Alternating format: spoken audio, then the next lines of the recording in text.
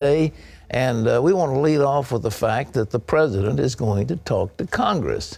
And the question is, will the Democrats turn their backs? If they hoot, they'll get thrown out of the chamber because that's against the rules. But will they respect the President of the United States, or is this partisanship going to be rancorous tonight as he addresses the nation? He's going to lay out an agenda that issues like tax cuts in the economy, rebuilding America's defenses, and cutting government spending. Here's Wendy. The president will need help from Congress to get his plans passed into law, and Republican leaders say they're on board. Jennifer Wishon brings us the story from the White House.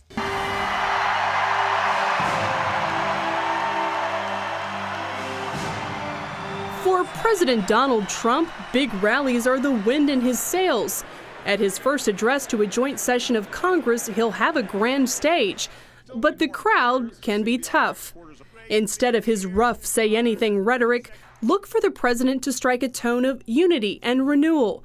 Senior White House officials say he wants the American people to know help is on the way and that he's at work addressing real problems facing real Americans. The president is already making his goals clear. We're going to do more with less and make the government lean and accountable to the people. We can do so much more with the money we spend. He'll focus his speech on creating economic opportunity through reducing regulations that weigh down businesses and lowering taxes on both companies and individuals.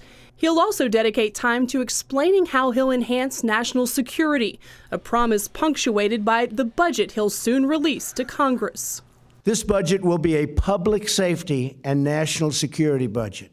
In a budget outline released ahead of his speech, Trump proposes boosting the U.S. defense budget by $54 billion. That's a 10% boost.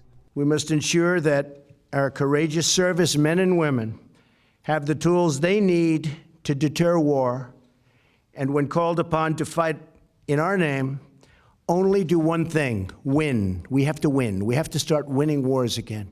The president's budget is merely a guide. Ultimately, all spending decisions are left up to Congress. But it shows Americans he's willing to back up his promises with dollars and cents. We are taking his words and turning them into policies and dollars. He'll have to convince Democrats to work with him, but Senate Majority Leader Mitch McConnell says the Trump agenda is exactly the same as the Republican agenda. I think for virtually all Republicans, the chance to actually do things that we felt would move the country in the right direction and have the president sign them into law is a pretty exciting prospect. The president isn't expected to touch entitlements like Social Security and Medicare, which may eventually put him at odds with some GOP lawmakers. For the moment, investors are looking for details, assurances the president will make good on his promises that have led to the Trump bump on Wall Street. However, don't expect many details about tax relief right away, although the administration does hope to pass its tax reform package by August. Jennifer Wishon, CBN News, the White House.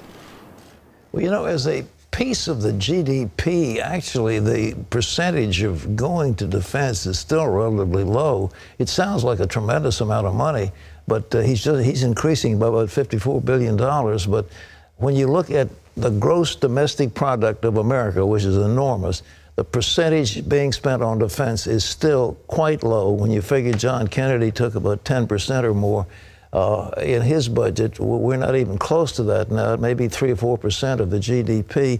And so there's room to grow, but this is a good bite. It's going to take a few years to get the defense to where it needs to be. Because, you know, they don't have enough planes to fly to practice. They don't have enough gasoline to put in the planes. They don't have enough ammunition. The planes are old, and they've got to renew them. I mean, it's a big challenge, but he's going to work on it.